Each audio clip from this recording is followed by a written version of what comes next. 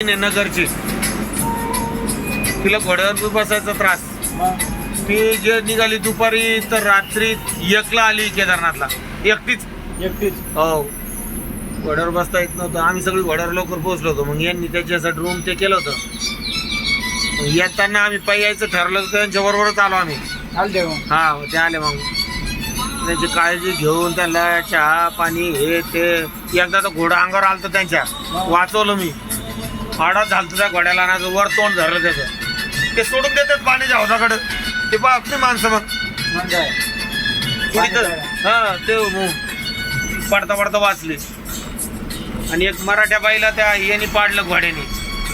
ते घोडा पडलं ती बी पडली. हा, मग हे तर फुटलं. ती आली दवाखान्यात, रडू बी राहिली. तिला हिंदी येईना, डॉक्टरला मराठी येईना. मग आम्ही तिथं होतो. आम्ही गेलो गोळ्या घ्यायला. डोकं दुखत यायच्या त्याच्यात. मग त्याला समजून सांगितलं. तिच्याकडून नंबर घेऊन तिचं ते कोण महाराजाबरोबर आलं त्या सहलीला, त्याला फोन केला. त्या डॉक्टर सांगितलं याला पोचून येवं म्हणलं बसमध्ये. कोण घोड्यावाला त्याला धरलं.